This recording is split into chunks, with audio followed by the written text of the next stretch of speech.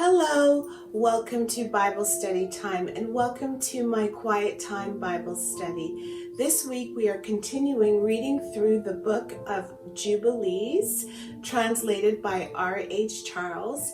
And I just want to thank you so much for clicking on this video. My Hebrew name is Ahava, which can be translated into the word love in English. There are many ways to say love in Hebrew, and Ahava is actually one of them. So we are moving very close to the end of this book, and so this week I just want to continue reading. So without any further ado, let's begin reading chapter number 37. And for those of you who have this copy of the book, get my glasses here. Can't see anything. Once the sun goes down, can't see anything without my glasses. For those of you who have the copy of this book, I'm actually on page number 89, and I do have my little light here. Beginning in verse number 1 of chapter 37, verse number 1 of chapter 37. And it reads, "And on the day that Isaac, the father of Jacob and Esau, died, the sons of Esau heard that Isaac had given the portion of the elder to his younger son, Jacob, and they were very angry, and they strove with their father, saying, 'Why has thy father given Jacob the portion of the elder, and passed over thee, although thou art the elder, and Jacob the younger?' And he said unto them, Because I sold my birthright to Jacob for a small mess of lentils, and on the day my father sent me to hunt and catch and bring him something that he could eat and bless me, he came with guile and bought my father food and drink, and my father blessed him and put me under his hand. And now our father has caused us to swear, me and him, that we shall not mutually devise evil either against his brother, and that we shall continue in love and in peace, each with his brother, and not make our ways corrupt. And they said unto him, We shall not hearken unto thee to make peace with him, for our strength is greater than his strength, and we are more powerful than he. We shall go against him and slay him and destroy him and his sons. And if thou wilt not go with us, we shall do hurt to thee also. And now hearken unto us. Let us send to Aram and Philistia and Moab and Ammon, and let us choose for ourselves chosen men who are ardent for battle, and let us go against him and do battle with him, and let us exterminate him from the earth before he grows strong. And their father said unto them, Do not go and do not make war with him, lest ye fall before him. And they said unto him, This too is exactly thy mode of action from thy youth until this day, and thou art putting thy neck under his yoke. We shall not hearken to these words. And they sent to Aram and to Aduram, to the friend of their father, and they hired along with them 1,000 fighting men, chosen men of war. And there came to them from Moab and from the children of Ammon those who were hired, 1,000 chosen men, and from Philistia 1,000 chosen men of war, and from Edom and from the Horites 1,000 chosen fighting men, and from the Kittim mighty men of war. And they said unto their father, Go forth with them and lead them, else we shall slay thee. And he was filled with wrath and indignation on seeing that his sons were forcing him to go before them to lead them against Jacob his brother. But afterward he remembered all the evil which lay hidden in his heart against Jacob his brother, and he remembered not the oath which he had sworn to his father and to his mother that he would devise, continuing on, and to his mother, that he would devise no evil all his days against Jacob his brother. And notwithstanding all this, Jacob knew not that they were coming against him to battle. And he was mourning for Leah his wife until they approached very near to the tower with 4,000 warriors and chosen men of war.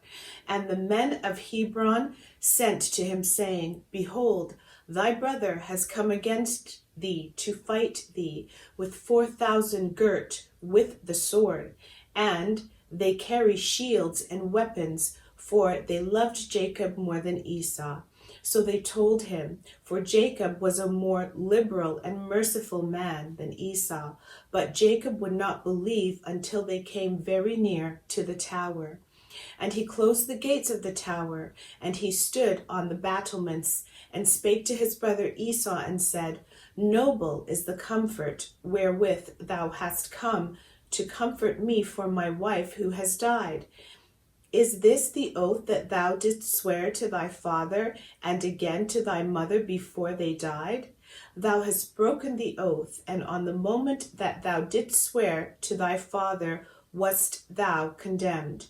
And then Esau answered and said unto him, Neither the children of men nor the beasts of the earth have any oath of righteousness, which in swearing they have sworn an oath valid forever. But every day they devise evil one against another, and how each may slay his adversary and foe. And thou dost hate me and my children forever, and there is no observing the tie of brotherhood with thee.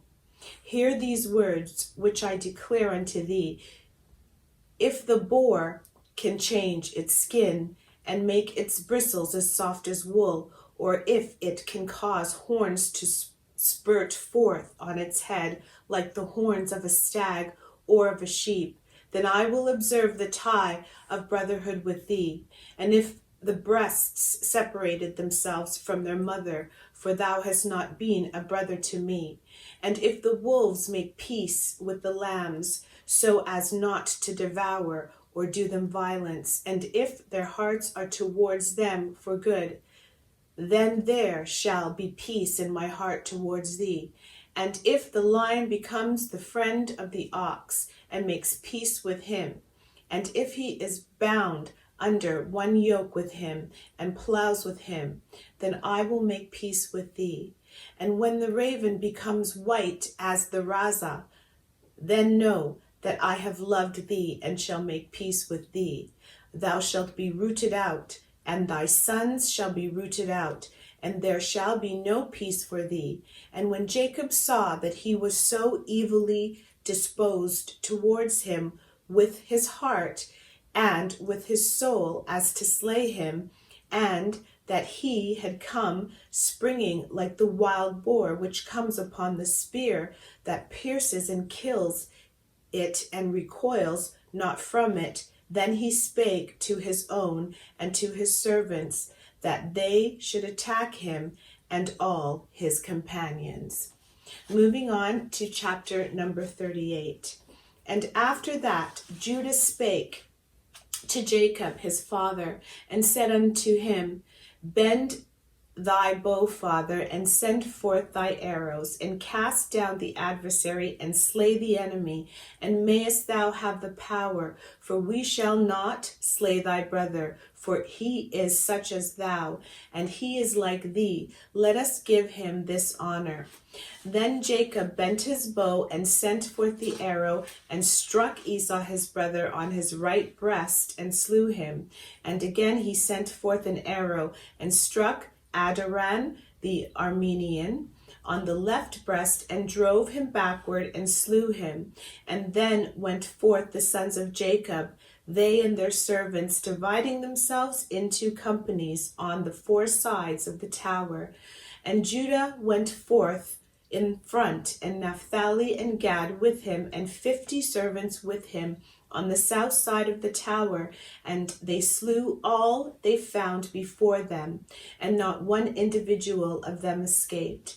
And Levi and Dan and Asher went forth on the east side of the tower, and 50 men with them, and they slew the fighting men of Moab and Ammon. And Reuben and Issachar and Zebulun went forth on the north side of the tower, and 50 men with them, and they slew the fighting men of the Philistines. And Simeon and Benjamin and Enoch, Reuben's son, went forth on the west side of the tower, and 50 men with them, and they slew of Edom and of the Horites 400 men, stout warriors, and 600 fled, and 4 of the sons of Esau fled with them, and left their father lying slain, as he had fallen on the hill which is in Aduram.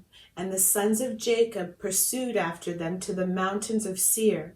And Jacob buried his brother on the hill which is in Aduram, and he returned to his house. And the sons of Jacob pressed hard upon the sons of Esau in the mountains of Seir, and bowed their necks so that they became servants of the sons of Jacob. And they sent to their father to inquire whether they should make peace with them or slay them. And Jacob sent word to his sons that they should make peace, and they made peace with them, and placed the yoke of servitude upon them, so that they paid tribute to Jacob and to his sons always. And they continued to pay tribute to Jacob until the day that he went down into Egypt. And the sons of Edom have not got quit of the yoke of servitude which the 12 sons of Jacob had imposed on them until this day. And these are the kings that reigned in Edom before there reigned any king over the children of Israel until this day in the land of Edom. And Balak, the son of Beor, reigned in Edom, and the name of his city was Dinhabah. And Balak died, and Jobab, the son of Zerah of Boser, reigned in his stead, and Jobab died. And Asam, the son of, from the land of Teman, reigned in his stead, and Asam died.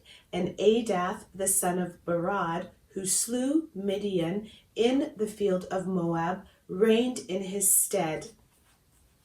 Continuing on, reigned in his stead. And the name of his city was Avith. And Adath died, and Salmon from Amaskah reigned in his stead. And Salmon died, and Saul of Rehoboth by the river reigned in his stead. And Saul died, and Belunan, the son of Achbor, reigned in his stead. And Belunan, the son of Achbor, died, and Adath reigned in his stead. And the name of his wife was Matbith, the daughter of Matarat, the daughter of Metazabab. These are the kings who reigned in the land of Edom.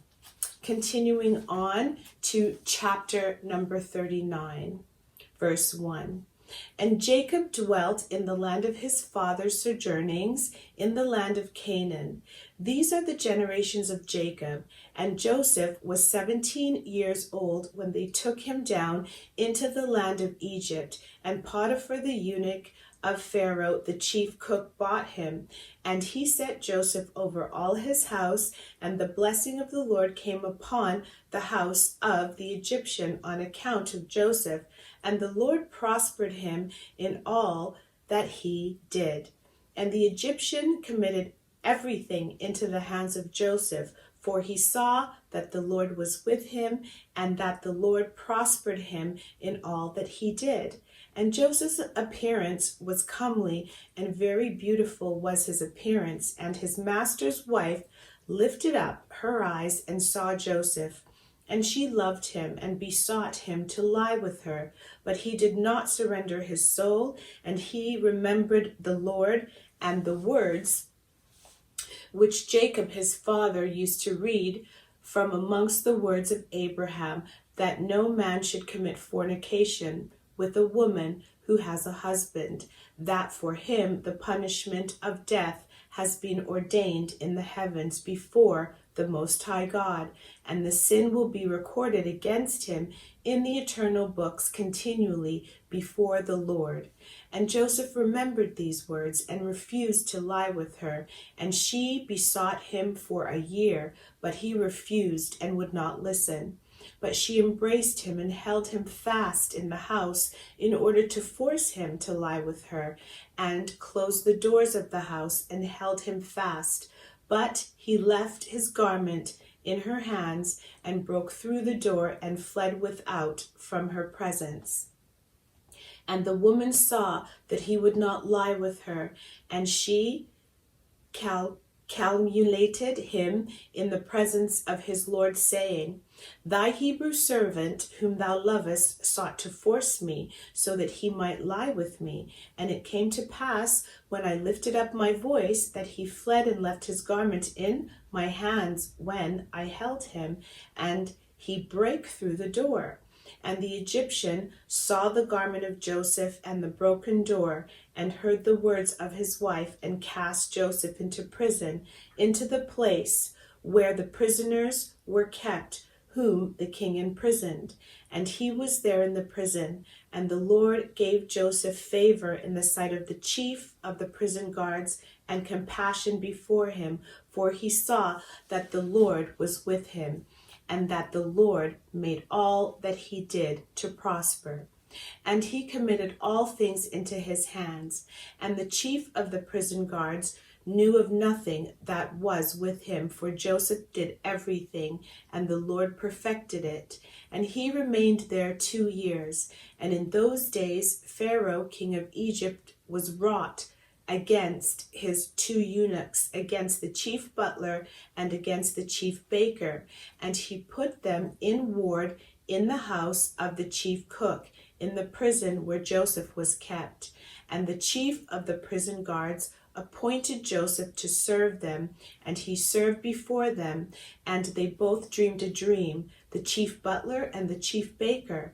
And they told it to Joseph, and as he interpreted to them, so it befell them. And Pharaoh restored the chief butler to his office, and the chief baker he slew, as Joseph had interpreted to them. But the chief butler forgot Joseph in the prison, although he had informed him what would befall him, and did not remember to inform Pharaoh how Joseph had told him, for he forgot. Moving on to our final chapter for today, chapter number 40. And in those days Pharaoh dreamed 2 dreams in one night concerning a famine which was to be in all the land. And he awoke from his sleep and called all the interpreters of the dreams that were in Egypt and magicians, and told them his 2 dreams, and they were not able to declare them. And then the chief butler remembered Joseph and spake of him to the king. And he brought him forth from prison, and he told his 2 dreams before him. And he said before Pharaoh that his 2 dreams were one. And he said unto him, 7 years shall come, in which there shall be plenty over all the land of Egypt. And after that 7 years of famine, such a famine as has not been in all the land. And now let Pharaoh appoint overseers in all the land of Egypt, and let them store up food in every city throughout the days of the years of plenty. And there will be food for the 7 years of famine, and the land will not perish through the famine, for it will be very severe. And the Lord gave Joseph favor and mercy in the eyes of Pharaoh. And Pharaoh said unto his servants, We shall not find such a wise and discreet man as this man, for the Spirit of the Lord is with him. And he appointed him the second in all his kingdom, and gave him authority over all Egypt, and caused him to ride in the second chariot of Pharaoh. And he clothed him with Byssus garments, and he put a gold chain upon his neck, and a herald proclaimed before him, El wa Abire, and placed a ring on his hand, and made him ruler over all his house, and magnified him, and said unto him, Only on the throne shall I be greater than thou. And Joseph ruled over all the land of Egypt, and all the princes of Pharaoh, and all his, continuing on, and all the princes of Pharaoh, and all his servants, and all who did the king's business loved him, for he walked in uprightness, for he was without pride and arrogance, and he had no respect of persons, and did not accept gifts, but he judged in uprightness all the people of the land. And the land of Egypt was at peace before Pharaoh because of Joseph, for the Lord was with him, and gave him favor and mercy for all his generations before all those who knew him and those who heard concerning him. And Pharaoh's kingdom was well ordered, and there was no Satan and no evil person therein. And the king called Joseph's name Sephthanephanes, and gave Joseph to wife the daughter of Potiphar. Just one moment. And gave Joseph to wife the daughter of Potiphar, of the priest of Heliopolis, the chief cook. And on the day that Joseph stood before Pharaoh, he was 30 years old when he stood before Pharaoh. And in the year Isaac died. And in that year Isaac died. And it came to pass, as Joseph had said in the interpretation of his 2 dreams, according as he had said it, there were 7 years of plenty over the land of Egypt, and the land of Egypt abundantly produced, 1 measure producing 1,800 measures. And Joseph gathered food into every city until they were full of corn, until they could no longer count and measure it for its multitude. And that brings me to the end of chapter number 40. And I do believe we may wrap up next week. We do have to go. We have more than like 5 chapters to read. But I'm going to try my best to wrap up next week. Very interesting there, because it sort of mentioned that Isaac died, which is interesting. But it seems as though the story kind of went backwards and forwards. So we're getting a glimpse into what was transpiring. It's like they're reverting back in their memory. So I will unpack that once we get to the end of the book. And I'm so grateful to the Most High Creator God for my family and my loved ones, particularly grateful for my husband this week, who has a birthday, which means that the Most High Creator God has brought him through another wonderful year. I want to thank you so much for clicking on the video today. I want to invite you to continue to join me. And I also want to remind you that the Most High Creator God, who sent his son, Yahushua, our Mashiach, to die for our sins, loves all of his children.